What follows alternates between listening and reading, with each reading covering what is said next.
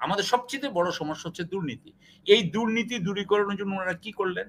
ওনারা তো কিছু করেন নাই। স্বাধীন বিচার বিভাগ এবং আমি মনে করি যে বাংলাদেশের পুলিশ মানে এখন ধরেন বিএনপি ক্ষমতায় আসলে আবার কি পুলিশ কি এখন বিএনপির পুলিশ হয়ে যাবে? আমরা তো সেটা চাই না।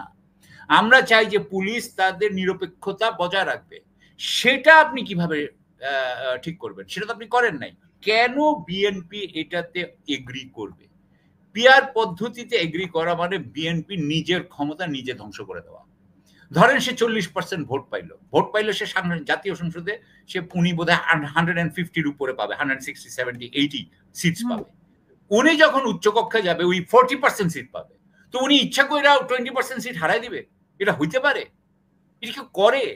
আমি তো আমাকে আপনি দেখান না, আপনি আমাকে দেখান আরেকটা জায়গা দেখান বাংলাদেশে তো খালি সকল গণতন্ত্র না, আরো পৃথিবীতে অনেক দেশের গণতন্ত্র আছে। আপনি দেখান তো কোন দেশের কোন পার্টি নিজের পায়ে নিজে কুড়াল মারছে। প্রথমত আমি তো ইউনূস সরকারের বিরাট সমালোচক। আমি মনে করি আজকে তো আমাদের সবচেয়ে বিখ্যাত বাংলাদেশের গতবার 50 বছর বা 70 বছরের সবচেয়ে বড় যিনি পাবলিক ইন্টেলেকচুয়াল জনাব বদরুদ্দিন উমর সাহেব, তিনি আজকে বলছেন যে বিএনপি হচ্ছে একমাত্র দল যারা প্রগতিশীল কথা বলতেছে। তো উনি বলতে চান যে উনি আশ্চর্য হয়ে যাইতেছেন আর কি যে বিএনপি কেন প্রগতিশীল কথা বলতেছে। উনি বলতেছেন যে এনসিপি এবং জামাত তাদের কথার মধ্যে কৃষকের কথা নাই, শ্রমিকের কথা নাই। হ্যাঁ, আমরা একটু আগে প্রবাসীদের কথা বলছিলাম না, সেটা নাই। সুতরাং আমি যেটা বলতে চাই যে এমনিতেই ইউনূস সরকারের ডক্টর ইউনূসের মনে হয়, আমি যেটুকু মনে করি যে ডক্টর ইউনূসের প্রধান দায়িত্ব ছিল যে এই ছাত্রদেরকে বলা যে তোমরা কিন্তু দুর্নীতি করতে পারবে না। এবং উনি এটা না বলা, বরং আমার যেটা মনে হয়েছে যে উনি দুর্নীতি করতে দিয়েছেন অথবা দুর্নীতি করার ব্যাপারে উনার তেমন কোনো জোরালো ভূমিকা আমরা দেখতে পাই না।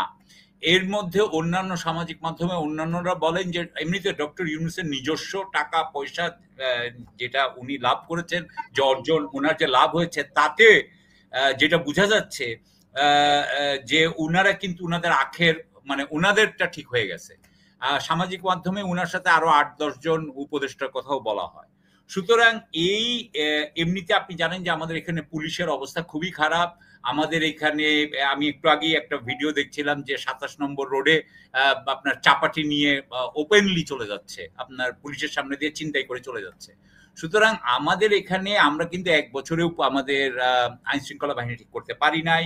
আমরা 1 বছরের মধ্যে আমাদের শেয়ার মার্কেট ঠিক করতে পারি নাই, আমাদের অর্থনীতি ঠিক করতে পারি নাই, আমাদের কর্মসংস্থান ঠিক হয় নাই, কিছুই হয় নাই। আপনি জানেন, আপনি যে দিকেই তাকাবেন, হ্যাঁ, আমি আর ওই দিকে যাচ্ছি না, শুল্ক নিয়ে আলাপও করতে যাচ্ছি না, অন্যান্য আলাপও যাব না। কিন্তু প্রত্যেকটা জায়গায় আমি মনে করি যে উনাদের এক চরম ব্যর্থতা হয়েছে। ব্যর্থতা হয়েছে এটার কারণ এই না যে উনারা শিক্ষিত না, উনারা অতি শিক্ষিত। কিন্তু অতি শিক্ষিত হলেও উনাদেরকে দেখে আমার যেটা মনে হয়েছে সবসময় যে উনাদের কিন্তু রাজনৈতিক চিন্তা উনারা এর আগে করেছেন বলে মনে হয় না। রাজনৈতিক চিন্তা করলে উনারা এইভাবে কাজগুলো করতে পারতেন না। এমনকি আপনি যদি নুরুল কবির সাহেবের সাথে যদি ডক্টর ইউনূসের সাক্ষাৎকারটা যদি আবার ঘুরিয়ে দেখেন, তাহলে আপনি দেখবেন যে উনাকে যখন প্রশ্নগুলো করা হচ্ছিল উনি ঠিকমতো উত্তর দিতে পারছিলেন না, এবং উনার উত্তরগুলো থেকেই বোঝা যেত যে উনি কিন্তু আসলে এগুলো নিয়ে কোনো চিন্তা করেন নাই। এখন সেই হিসাবে আমি বলতে চাচ্ছি যে গোয়েন্দাদের নিয়ে আমরা অনেক কথা বলেছি। গোয়েন্দাদেরকে ঠিক করা, ওই হাসিনার দোসররা গোয়েন্দা বাহিনীতে বসে আছে বলে আমরাও জানি, আমরা যতটুকু শুনেছি। সে ব্যাপারে কোনো চেঞ্জ হয় নাই। এবং আপনি জানেন যে আর্মির ভিতরেও উপরে টপ কমান্ডের মধ্যেও কিন্তু হাসিনা দোসররা আছে, সে ব্যাপারেও কোনো চেঞ্জ হয় নাই। সুতরাং আমরা কিন্তু একটা হাইব্রিড, হ্যাঁ, কিছু হাসিনা দোসর আপনার মিলিটারি ব্যুরোক্রেসিতে, কিছু আপনার সিভিল ব্যুরোক্রেসিতে, আবার এখানে এনসিপি, আবার এখানে যারা বিপ্লবের সাথে কোনো সম্পর্কই নাই, সেই ডক্টর ইউনূস এবং তার কিছু দোসর তারা। সুতরাং এটা পুরো একটা হাইব্রিড অবস্থা এবং ব্যবস্থা। সেখানে আসলে কোনো একটা যে আপনার ঠিক মতো আপনি সরকারের সেবা পাবেন, এটা চিন্তা করাই ভুল। তো সেই হিসাবে সংস্কারের কথা বলা হয়েছে, যে সংস্কার নিয়ে এত মাস সময় কাটালো আর কি, ঐক্যমত্য কমিশনে বৈঠকের পর বৈঠক। আজকে তো সালাউদ্দিন সাহেব বললেন যে জুলাইয়ের মধ্যে জুলাই সনদ না হলে এটা সরকার এবং কমিশনের দায়, এবং উনি এই কথাগুলো বলছেন যে সেখানে গিয়ে বিভিন্ন দলকে ডাকা হয়েছে, যেসব দলকে প্রয়োজন ছিল না, তারপরে নাস্তা টাস্তা খাওয়া হয়েছে, এগুলো দিয়ে সময় পার করা হয়েছে। তাহলে আসলে সরকার জবাবদিহিতার জায়গায় আসবে কিভাবে? মানে সবার সরকার তো জবাবদিহিতা করতে চায় না, এবং সরকার জবাবদিহিতা করতে চায় না। আমি বহু আগে, অনেক আগে, আজকের থেকে প্রায় 7-8 মাস আগে বলেছি যে এটা সময় ক্ষেপণ হচ্ছে। এটা এখানে সংস্কার করার কোনো চিন্তা নাই। সংস্কার এইভাবে হয় না। আপনার রাজনৈতিক সংস্কার তো সোজা জিনিস না। রাজনৈতিক সংস্কারে আপনাকে যেমন একটা ছোট্ট উদাহরণ দিই, ব্রেক্সিট। এই ব্রেক্সিট নিয়ে কনজারভেটিভ পার্টি এবং লেবার পার্টি কত বছর ধরে ফাইট করেছে, কিন্তু এই একটা জায়গায় তো তারা একমত হইতে পারে নাই। তখন তো গণভোট দিতে হচ্ছে। সুতরাং উনারা যদি সংস্কার করতে চাইতেন ওনাদের গণভোট দেওয়া উচিত ছিল। রাজনৈতিক বিবাদ এভাবে যায় না। রাজনৈতিক বিবাদের আপনার মানে যেটা সেটেলমেন্ট হয় সেটা হয় হচ্ছে গিয়া ইলেকশনে। যে ইলেকশনে আমি আমার সাইড নিয়ে আসলাম, আপনি আপনার সাইড নিয়ে আসেন, যে জিতবে তারটাই হবে। ঠিক এইভাবে, এবং তারপরে জাতীয় সংসদে যে তারপরে হতে পারত। উনারা সংস্কারের মধ্যে যেরকম 500-600 ইয়ে নিয়ে আসছেন, কি বলে আপনার আপনার প্রস্তাব, এইটা মনে হয়েছে, আমার কাছে মনে হয়েছে একেবারে মাছি মারা কেরানির মতো। এইভাবে আসলে আপনার পলিটিক্যাল অ্যাকিউমেন্ট দিয়ে এইভাবে কাজ হয় না। আপনাকে আরো একটা কথা আমি এখানে বলতে চাই যে আমাদের বাংলাদেশে আসলে ফ্যাসিস্ট যে হয় বা যেটাই হয়েছে, এটার মেইন কারণটা কি? আমি কিন্তু একদিকে আমার এটা ওই বহুত পুরানো, যখন ছোটবেলায় আমেরিকা গেছিলাম তখন একটা জিনিস শিখছিলাম, সেটা হলো কি ফলো দ্য মানি। এটা আমেরিকার একটা কথা, follow the money. You have to follow the money. উনারা জানেন না ফলো দ্য মানি? উনারাও জানেন, খুব ভালো করে জানেন, কিন্তু এটা করবেন না। উনারা কি করলেন, কে দুই টার্ম থাকবে, কি উচ্চকক্ষ হবে, পিআর হবে না হবে, এই সমস্ত কথা বলতেছেন। কিন্তু আমাদের জন্য যেটা সবচেয়ে বড় দরকার, বাংলাদেশের মানুষকে আপনি জিজ্ঞাসা করে দেখেন, বাংলাদেশের মানুষ কেয়ার করে না যে তারেক রহমান দুই টার্ম থাকবে না 5 টার্ম থাকবে। That is not the point. The point is, আমি মনে করি যে পয়েন্ট ইজ দুর্নীতি। আমাদের সবচেয়ে বড় সমস্যা হচ্ছে দুর্নীতি। এই দুর্নীতি দূরীকরণের জন্য ওনারা কি করলেন? ওনারা তো কিছু করেন না। স্বাধীন বিচার বিভাগ, এবং আমি মনে করি যে বাংলাদেশের পুলিশ, মানে এখন ধরেন বিএনপি ক্ষমতায় আসলে আবার কি পুলিশ কি এখন বিএনপির পুলিশ হয়ে যাবে? আমরা তো সেটা চাই না। আমরা চাই যে পুলিশ তাদের নিরপেক্ষতা বজায় রাখবে। সেটা আপনি কিভাবে ঠিক করবেন? সেটা তো আপনি করেন নাই।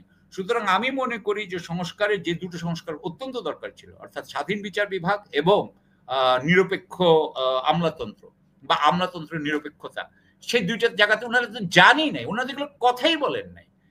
এবং আমি মনে করি সমস্ত আনইম্পর্টেন্ট বিষয় নিয়ে আমার এখানে দুইজন আলোচক আছেন, ওনারা বলতে পারবেন ভালো, এবং প্রফেসর আছেন ঢাকা জাহাঙ্গীরনগর ইউনিভার্সিটির। আমার কাছে মনে হয়েছে এটা সময় এবং এটার মধ্যে কোনো ধরনের সমাধান করার কোনো চিন্তা ছিল না। আমার সাথে ডক্টর আলী রিয়াজে দেখা হয়েছিল, আমি তখন ডক্টর আলী রিয়াজকে সামনাসামনি বলেছিলাম যে আপনার এই সংস্কার তো হেল্প মানে সলভ হবে না, এটা তো কোনো কাজ করবে না। তো যাই হোক, উনি এটা নিয়ে শুনতে রাজি না। উনি উনার মতো গিয়েছে। আমার কাছে মনে হয়েছে যে উনারা এবং এখন উনারা বলছেন যে এইটার যদি ব্যর্থ হয় তাহলে ঐক্যমত্য না, আপনার সবাই ব্যর্থ। এগুলো বাকওয়াস কথা। আমি আগেই বলেছি যে বিএনপির থেকে উনারা যে সমস্ত, যেমন ধরেন কথার কথা বলি, এই যে পিআর পদ্ধতি, উচ্চ কক্ষ পিআর পদ্ধতি হবে, আমি বারবার বলেছি কেন বিএনপি এটাতে এগ্রি করবে? পিআর পদ্ধতিতে এগ্রি করা মানে বিএনপি নিজের ক্ষমতা নিজে ধ্বংস করে দেওয়া। ধরেন সে 40% ভোট পাইলো সে জাতীয় সংসদে, সে উনি বোধহয় 150-র উপরে পাবে, 160-70-80 সিটস পাবে। উনি যখন উচ্চকক্ষে যাবে ওই 40% সিট পাবে। তো উনি ইচ্ছা করে 20% সিট হারাই দিবে? এটা হইতে পারে? এটা কি করে? আমাকে আপনি দেখান না, আপনি আমাকে দেখান আরেকটা জায়গা দেখান।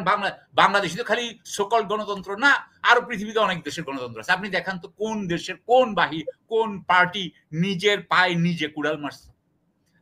I have lot of problem with কি বলে বিএনপি বা যে কোনো দলের সম্পর্কে আমার গণতন্ত্র কিন্তু আছেই। তার মানে এই না যে আমি গণতন্ত্রের বিপক্ষে লোক। আমি মনে করি গণতন্ত্রই আমাদের, চার্চিলের কথাই তো আছে যে it is the worst but না, it is better than everything else. But এটা আমাদের আরো সংস্কার করা উচিত বলে আমি মনে করি, কিন্তু সেই সমস্ত সংস্কার এখানে যায় নাই। আর আপনি যেটা বলতেছেন জুলাই সনদ, আপনি আমাকে একটা জিনিস বলেন, খবর কাগজে আমি কিন্তু এটা খেয়াল করেছি, আমি জানি না অন্য আমার সহ আলোচকরা কি বলবেন, আমি কিন্তু কোথাও জুলাই সনদে কি থাকবে সেটা কোথাও দেখিনি। জুলাই আজকে হচ্ছে কত, 18 তারিখ। আইন উপদেষ্টা এই কথাই বলেছে, কি হবে আইন উপদেষ্টা জানে না। তাহলে জানে না, তাহলে আপনি 12 দিনের মাথায় কিভাবে বলতে চান যে আপনার এটা হয়ে যাবে? Impossible, it is impossible. এবং এটা আসলে প্রথম থেকে এমন ব্যবস্থা করা হয়েছে যাতে এটা ফেল করে। আমি আপনাকে এখন আমি এটা বলবো যে আমি তো ডক্টর আলী রিয়াজকে অথবা ডক্টর ইউনূসকে আর যাই মনে করি তাদেরকে তো বোকা মনে করব না, বোকা তো মনে করবো না। সুতরাং আমি বলবো যে উনারা, আমি তো বলবো উনাদেরকে চার্জ করব, আমি তো এই ধরনের ভাবেই কথা বলি যে আমি তো উনাদেরকে চার্জ করবো যে আপনারা ইচ্ছা করে করছেন, ইচ্ছা করে করেছেন। সো আই মিন এইখানে জুলাই ইয়ে বলেন, এগুলোর প্রত্যেকটা জায়গায় সরকার ফেল করছে।